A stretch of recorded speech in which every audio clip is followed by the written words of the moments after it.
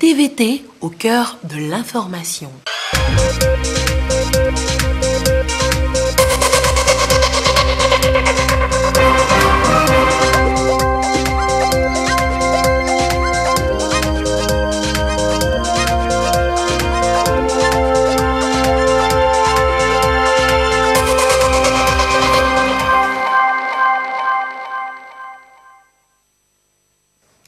Il est l'heure du journal sur la télévision togolaise. Madame, Monsieur, bonsoir et voici les titres de cette édition.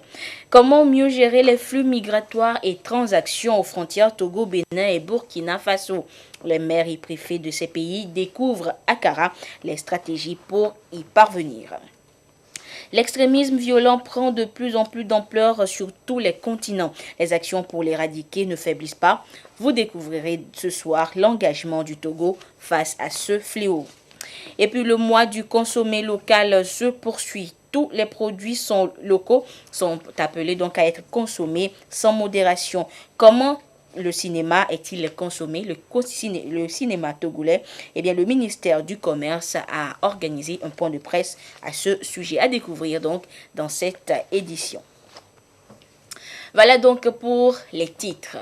Les préfets et les maires des zones frontalières au Bénin, Burkina Faso et au Togo sont en formation à Accra. Et c'est pour plus d'efficacité dans la gestion des frontières. Et l'initiative est à mettre à l'actif de la Commission nationale de délimitation des frontières. Depuis Accra, la correspondance de Nestor Mozo. Sont concernés par cette formation les maires et les préfets dont les territoires ont une ou des frontières avec le Burkina Faso et le Bénin. Les défis liés à la gestion des espaces frontaliers sont importants.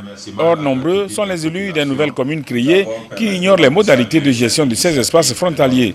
Les préfets ayant longtemps contribué à la réalisation des actions de coopération transfrontalière devront partager leur expérience dans ce domaine avec les élus locaux.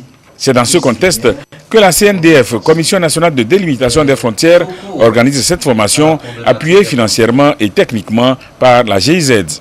Ce qui nous a motivés à organiser ce séminaire, c'est que le ministre d'État a constaté que les frontières togolaises sont restées longtemps sans véritable gestion. Or, vous savez que les frontières africaines qui sont héritées de la colonisation sont des frontières problématiques, c'est des sources de conflits. Heureusement, entre le Togo et les pays limitrophes, il n'y a jamais eu de grosses difficultés, je vais parler de conflits violents. N'empêche qu'il y ait quelques tensions de temps en temps, mais qui sont toujours réglées grâce à la vigilance de nos autorités. Sur le terrain, avant même que nous ne procédions ce que nous sommes en train de faire du côté Est, je vais parler de la réaffirmation des frontières. Il faut bien qu'on s'occupe donc de ces zones frontalières. S'occuper de ces zones frontalières avant la réaffirmation, c'est qu'il faut que les gens qui y vivent sachent qu'ils ne sont pas laissés pour compte et qu'il faut planifier des activités, faire en sorte que ce qu'on appelle la coopération transfrontalière soit quelque chose de très vivant. Ça permettra aux populations de savoir qu'on pense à elles. Décentralisation et administration du territoire, aménagement du territoire, sécurité transfrontalière, coopération transfrontalière sont entre autres les aspects clés qui seront développés. La formation est organisée en 2 vagues.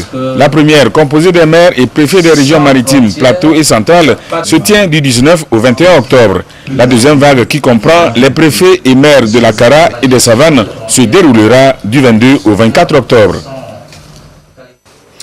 Il est presque devenu un ennemi planétaire qui sème la panique partout et sape le vivre ensemble. Il s'agit du terrorisme ou l'extrémisme violent. Au Sahel, comme sur les côtes ouest africaines, les extrémistes ou terroristes tuent, enlèvent et font entorse au développement. Et même en France, il y a quelques jours, le professeur Samuel Paty a été sauvagement assassiné.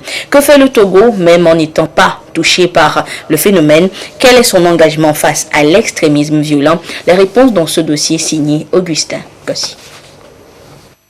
Le crime est encore présent dans tous les esprits. La décapitation du professeur Samuel Paty à Nantes le 16 octobre dernier en France. C'est un acte terroriste émanant de l'extrémisme violent ou du radicalisme. Le phénomène est d'actualité, il est partout. Au Mali, au Niger, tout comme au Burkina Faso, dans la zone des 3 frontières, les actes terroristes et djihadistes sont quasi permanents. Sur la côte ouest africaine, le Bénin a été touché déjà en 2019. Au Togo, même si aucun cas manifeste n'a été enregistré, le pays veille au grain. La sous-région ouest africaine, je parle principalement des pays du Sahel, depuis 2012, connaissent des difficultés énormes en matière de sécurité. En 2014, avec la refondation, aujourd'hui, vous avez des régions militaires, vous avez des régions de gendarmerie, vous avez des régions de police. Et les secteurs ont été multipliés de manière à quadriller l'ensemble du territoire. Ça, c'est la première mesure. Parce que la criminalité s'installe là où il n'y a pas de présence de l'État. En l'occurrence, les forces de défense et de sécurité. Ça, c'est la première mesure. La deuxième, c'est l'opération Kougnouari. Depuis septembre 2018, les chefs de l'État ont trouvé qu'il fallait mettre un tampon dans la partie septentrionale de notre pays. Parce que le danger n'était pas loin. Mais il fallait aussi réfléchir non seulement à la mesure sécuritaire, mais une mesure un peu plus souple pour demander à la population de contribuer à la coproduction de la paix, à la coproduction de la sécurité. Le chef de l'État a instruit les ministres sectoriels pour réfléchir et mettre en place un comité interministériel de prévention et de lutte contre l'extrémisme violent. C'est un comité national qui est démembré. Nous avons des comités préfectoraux et cantonaux, de manière à ce que non seulement marquer la présence de l'État, mais à être aussi au courant de ce qui peut amener les uns et les autres à se radicaliser, à opter pour moyen de résolution de litiges, la violence. Le terrorisme ou l'extrémisme violent est un ennemi commun et l'approche de lutte doit être commune. Des mécanismes de combat contre les menaces et risques terroristes ont été mis en place dans la sous-région ouest africaine. On parle surtout du mécanisme d'Accra. Au départ, ça regroupait la Côte d'Ivoire, le Ghana, le Togo, le Bénin, le Burkina. Par après, depuis janvier 2019, il y a le Mali et le Niger qui se sont joints à cette initiative. Ça consiste essentiellement aux échanges d'informations. Donc s'il n'y a pas d'échange entre les responsables de sécurité, vous allez rester en vase clos et être surpris. Et aussi organiser des opérations conjointes. Au niveau du Conseil de l'Entente également, le secrétariat exécutif a mis en place un mécanisme qu'ils ont dénommé Entente Renseignement entre les 5 pays du Conseil de l'Entente. Le même mécanisme est élaboré au niveau de l'UMOA. La délégation à la paix et à la sécurité a mis en place un mécanisme d'échange d'informations entre les pays. La CEDEAO également a élaboré avec la Commission paix et sécurité un mécanisme d'échange d'informations. Le credo, plus on est unis, plus on est solidaire pour lutter efficacement contre l'extrémisme violent. Et au moment où de nouvelles formes de criminalité voient le jour, le Togo pourra compter sur la digitalisation pour mieux mener ce combat. Il y a de nouvelles formes d'infractions qui ont vu le jour. Vous avez la cybercriminalité. Madame le Premier ministre a beaucoup insisté sur la digitalisation de l'administration.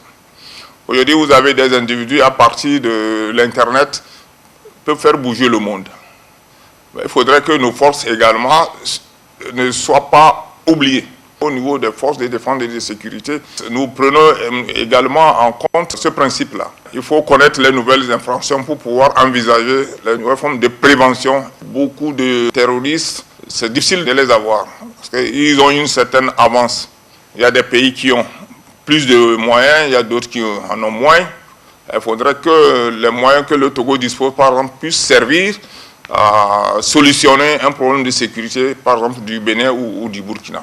Nous devons tous travailler pour maintenir notre pays en paix, maintenir notre pays en sécurité. Cet appel à un combat collectif nécessite de la vigilance et de la prudence puisque le terroriste ou l'extrémiste est partout et se confond à tous.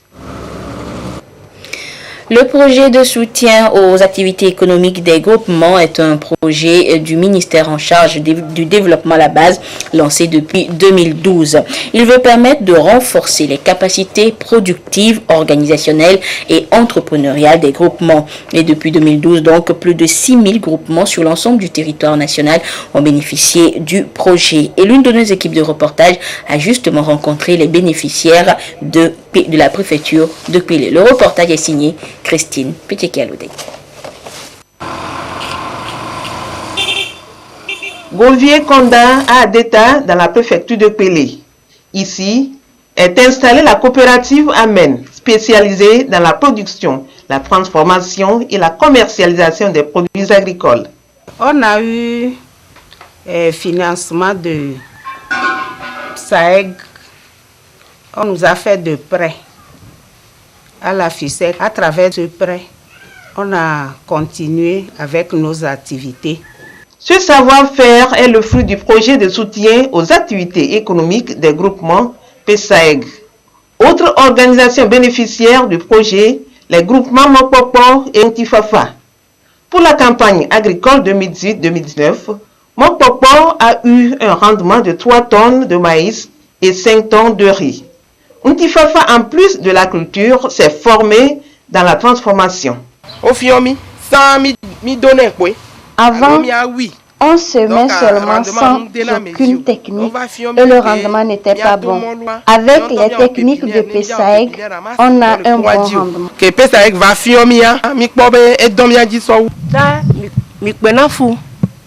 Depuis qu'on nous a appuyés financièrement, nos souffrances ont diminué.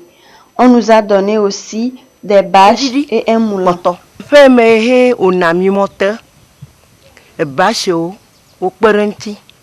L'accès des groupements organisés aujourd'hui en union des groupements puis en fédération au service de microcrédits de proximité adaptés, l'appui conseil en gestion de projet et en technique de production et l'appui en équipement sont les objectifs phares du projet.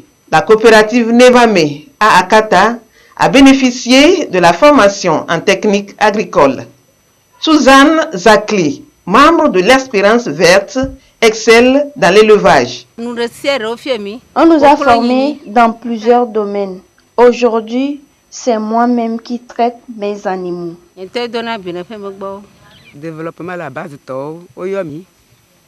On nous a formés dans plusieurs domaines. Nous avons opté pour la culture du riz. Nous sommes ici dans notre champ-école. Sur le quart d'hectare, nous récoltons environ 20 sacs. Nous les remercions. Le projet a connu une première phase de 2012 à 2014 et est aujourd'hui connu sous la dénomination PSAEG-PRT, avec un accent également sur le financement des organisations promotrices des plantes à racines et tubercules. Pour le financement des groupements, Wegis et la FICEC Togo ont reçu respectivement 230 millions et 420 millions de francs CFA de fonds de garantie de l'État. Sur l'ensemble du territoire national, 6042 groupements ont été touchés pour un effectif de 45 333 bénéficiaires. La campagne de commercialisation du café cacao a officiellement démarré depuis hier sur toute l'étendue du territoire national. Le café et le cacao sont cultivés par plus de 32 000 producteurs togolais. Ils sont le deuxième et le troisième produit d'exportation derrière le coton. Et le gouvernement continue de soutenir les acteurs pour que la production soit plus élevée et permettre ainsi de rivaliser les grands producteurs mondiaux. Les réponses dans ce dossier de Edem Soussoukou. Le café et le cacao sont cultivés sur une superficie de 38 058 hectares pour le café et 20 183 hectares pour le cacao. Lors des campagnes de commercialisation précédentes, le Togo a exporté ses produits vers le Maroc, la Belgique, l'Allemagne, la France, l'Israël, l'Italie et la Chine. Le comité de coordination pour les filières café et cacao en charge de la supervision de la commercialisation du café et du cacao met à la disposition des producteurs des prix indicatifs sur le marché mondial. Et c'est sur cette base que se font les échanges commerciaux. Les paysans aujourd'hui ne sont pas soumis à une contrainte de prix, mais nous leur donnons des prix indicatifs pour leur permettre quand même de connaître ce qui se passe sur le marché. Bon, bien que ce soit libéralisé au Nouveau-Togo, ne veut pas dire que le paysan est abandonné à lui-même. L'État continue d'appuyer, à travers ces organes que vous connaissez largement, d'appuyer le paysan et de l'aider maintenant à mieux produire et à ne pas se retrouver lésé par les spéculateurs sur le marché international. Le danger souvent pour les producteurs, ce sont les intermédiaires. Parce que le producteur est lié à un certain nombre d'intermédiaires, entre autres, si vous voulez bien, les acheteurs et autres. Le paysan, par exemple, quand il veut se marier, a besoin d'assez d'argent, il va solliciter par exemple l'intermédiaire qui a l'infrastructure qui est utilisée pour pouvoir organiser en fait le traitement du produit et le préparer pour la commercialisation. Il sollicite des prêts. Bon, où il va avoir les usuriers aussi, malheureusement, des prêts. Et naturellement, il rembourse en produits. Donc il est important que ces fédérations qui sont organisées sensibilisent mieux les producteurs pour qu'ils sachent très bien que même quand il faut faire le troc, qu'ils s'assurent qu'ils ne perdent pas de l'argent. La campagne de café est lancée par le ministre du Commerce. Il est vrai, nous n'avons pas fixé de prix, puisque au niveau du Togo, nous fixons le prix de façon consensuelle. On a une cellule d'échange sur le prix composée des producteurs, des acheteurs, des transformateurs et des exploitateurs. Et les prix sont fixés en tenant compte des coûts mondiaux. Nous sommes autour de 950. C'est le prix indicatif. C'est autour de ce prix indicatif que les acteurs vont maintenant acheter sur le terrain. Au Togo, l'on cible deux grandes zones de production du café et du cacao, le plateau nord et le plateau sud. 4 principaux acteurs animent cette filière, notamment les producteurs, les acheteurs, les exportateurs et les transformateurs. Au cours de la campagne 2019-2020, 10 opérateurs économiques sur un total de 18 enregistrés ont pu exporter leur production. Le marché du café est un marché extrêmement difficile au niveau mondial. Nos rendements sont assez faibles. Vous avez ici, par exemple, dans nos zones, ici, un rendement de 300 à 400 kg à l'hectare, ce qui n'est pas conséquemment suffisant pour répondre à une concurrence assez agressive sur le marché. Par rapport au Brésil et bien entendu au Vietnam, qui ont un rendement plus élevé, 2 tonnes, 3 tonnes, 4 tonnes à l'hectare, malgré la chute du marché aujourd'hui, ils arrivent quand même à surmonter les difficultés liées au prix. Contrairement à nous, confrontés à un rendement plus faible. Ce que nous produisons actuellement, nous ne sommes pas encore sûrs de pouvoir les vendre à temps, étant donné que les pays qu'on appelle les pays importateurs, donc qui sont des pays de grande consommation, ont encore des stocks importants sur les bras liés au phénomène de la pandémie. Donc voilà pourquoi nous sommes attentifs à tout ce qui peut être fait pour accompagner le monde paysan, donc les producteurs, afin de surmonter cette période difficile. Des accompagnements techniques sont toujours offerts aux producteurs pour leur permettre d'améliorer leur rendement à travers la production des variétés de 36 voire 18 mois de cacaoyer. C'est parti pour la campagne 2020 de distribution gratuite de moustiquaires aux populations. Le top départ a été donné ce mercredi. Au total, 6 500 000 moustiquaires seront distribués gratuitement sur l'ensemble du territoire national, et ceci afin de lutter efficacement contre le paludisme au Togo. Les détails avec Sonia Aminipo. 99, oui. 83, 76, 83. Ce sera ainsi tout le long de cette campagne 2020 de distribution gratuite des moustiquaires aux populations. Plus question pour celles-ci de se déplacer vers les centres ou sites autrefois aménagés pour cette opération d'envergure nationale. Coronavirus l'a ainsi imposé. Désormais, ce sont les agents de santé qui feront le déplacement vers les ménages, les recenser et leur donner les moustiquaires selon le nombre de couchettes. Aujourd'hui, Jour du démarrage officiel de la campagne, les ministres en charge de la santé et de l'accès universel aux soins ont fait le déplacement du quartier Kakaveli dans la préfecture d'Aguanivé pour remettre à main propre les moustiquaires aux bénéficiaires. C'est une instruction ferme du chef de l'État et le ministère a pris toutes les dispositions pour que ça soit effectif parce que c'est le meilleur moyen de prévenir le paludisme et vous savez très bien les conséquences de cette maladie en termes de mortalité et de morbidité parce que c'est la première cause quand même de décès de nos enfants, surtout ceux qui ont moins de 5 ans.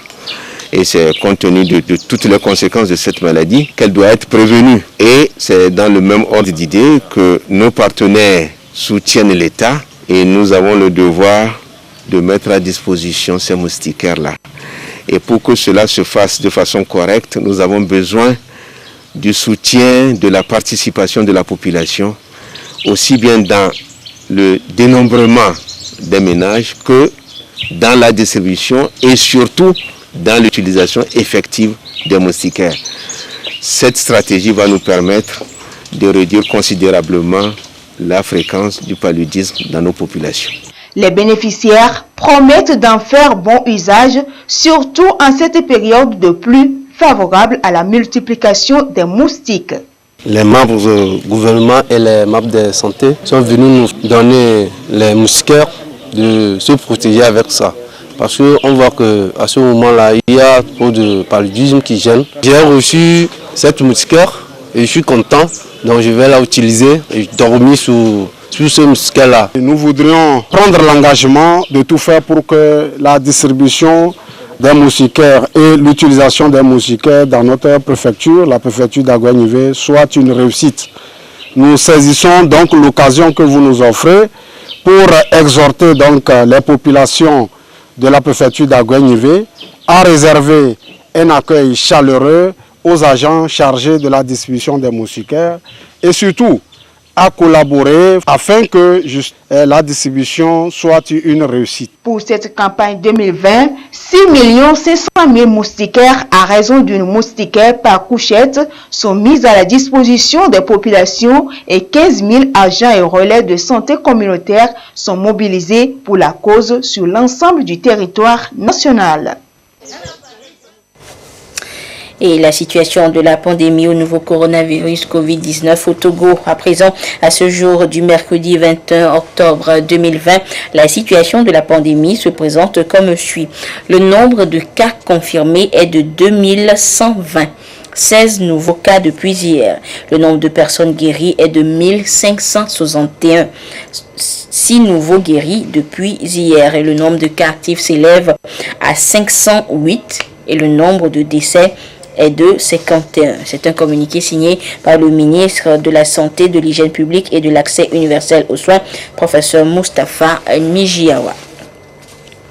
Différents acteurs impliqués donc dans la gestion des plaintes ont échangé et surtout validé un document pouvant servir donc à mieux gérer les plaintes dans le cadre de la mise en œuvre efficace du projet d'infrastructure et de développement urbain. Voyons cela avec Yvette Kondo et Dodo Wari. Un certain nombre de plaintes ont été identifiées dans la réalisation du projet d'infrastructure et de développement urbain PIDU. L'accès des quartiers défavorisés aux services d'infrastructure de base est la vision phare de ce projet dont les intérêts sont divergents au niveau des acteurs et suscitent parfois des plaintes.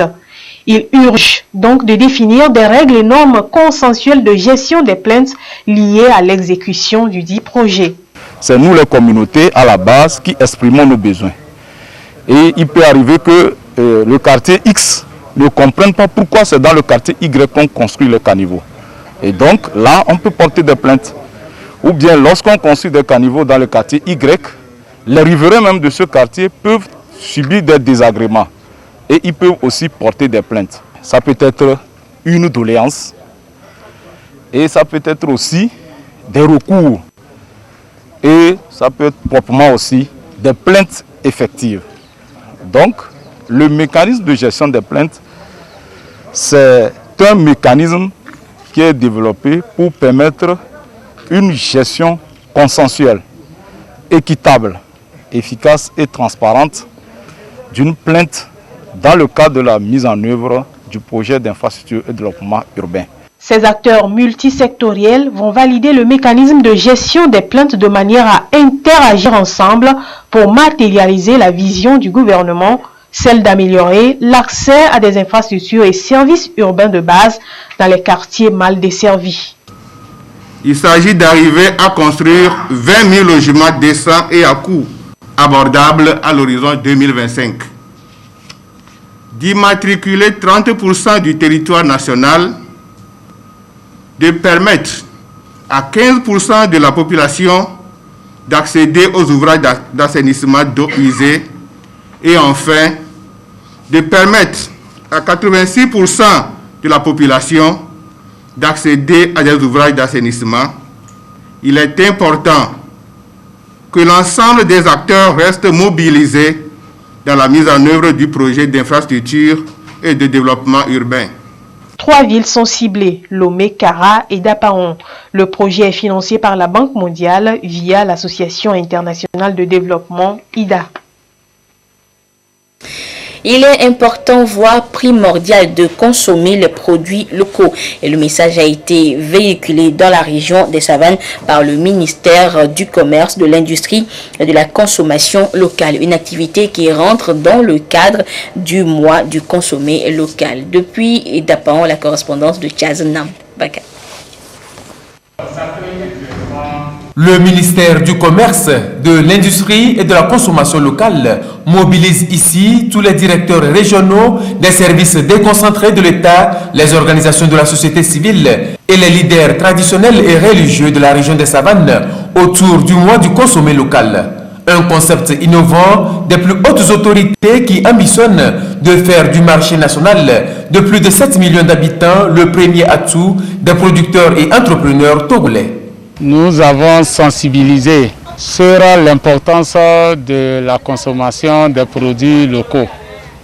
Il s'agissait aussi pour nous de relayer la lettre circulaire de Madame le Premier ministre qui exhorte les administrations du service public à privilégier l'approvisionnement en produits locaux et surtout à encourager nos responsables à prioriser lors des cérémonies officielles la consommation des produits issus du terroir. Nous avons aussi discuté, échangé sur la valorisation de nos cultures, sur notre identité et sur le génie togolais.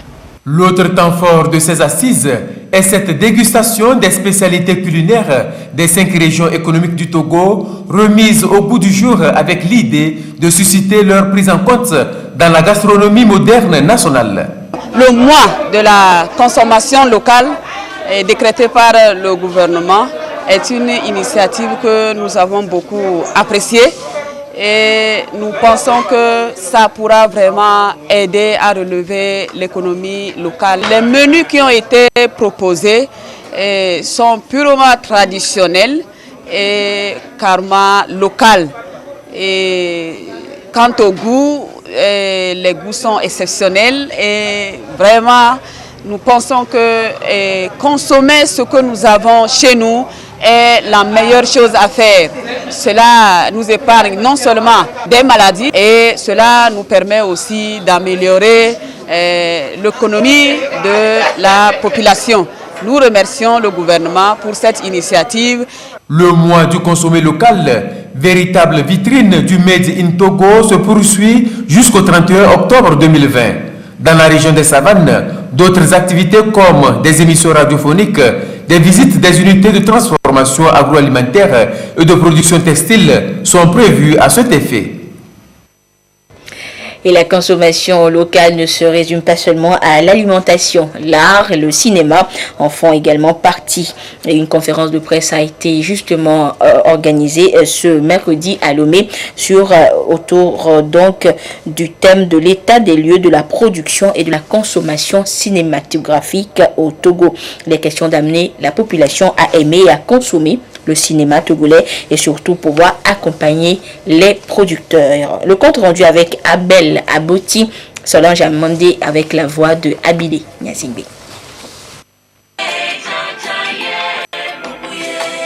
Le cinéma togolais, de plus en plus productif et séduisant, mais de moins en moins consommé localement.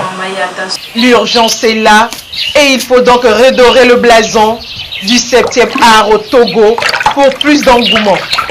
Le mois dédié au consommé local s'y prête bien. Alors c'est important qu'on accompagne le secteur du cinéma parce que c'est un canal qui n'est pas négligeable, même dans l'éducation, même dans la promotion des biens locaux, puisqu'on parle de consommation locale, parce qu'à travers une œuvre cinématographique, on peut faire la valorisation aussi bien des costumes, on peut faire la valorisation du décor, du paysagisme, du tourisme, on peut faire la promotion de plein d'autres choses. Soutenir donc la filière du cinéma revient également à promouvoir l'emploi, parce que la production d'un seul film peut réunir plus de 80 personnes. À cette rencontre d'échange avec les professionnels des médias, la direction de la cinématographie fait l'état des lieux de la production de films togolais. Cette occasion nous permet de faire connaître ce que nous produisons, faire connaître à tous les pays les productions cinématographiques. À travers cette conférence, nous avons démontré que il y a énormément de productions, sauf que ces productions ne sont pas vues. Donc l'occasion nous a permis de parler de nos productions, de parler de la consommation togolaise, des films togolais, et ensuite de parler comment commercialiser ces films-là. La plateforme cinématographique, première expression audiovisuelle, représente un levier important dans l'économie nationale. Durant cette période de la consommation locale, un accent particulier sera mis sur la production de films en langue locale pour mieux mettre en exergue le talent cinématographique togolais. La société togolaise des eaux TDE informe son aimable clientèle de Lomé que suite aux travaux de déplacement des conduites de distribution d'eau inhérents à l'aménagement de la route Lomé-Kalimé, des perturbations sont momentanément observées dans la fourniture d'eau potable au quartier Adido-Gomé et ses environs. La TDE présente ses excuses aux clients concernés pour les désagréments et les rassure que des dispositions sont prises pour le retour à la situation normale dans les meilleurs délais. Ensemble, préservons l'eau, source de vie. C'est sur ce communiqué de la Société togolaise des eaux que se referme cette édition. Merci de votre fidélité à la télévision togolaise. Excellent suite de nos programmes. Au revoir.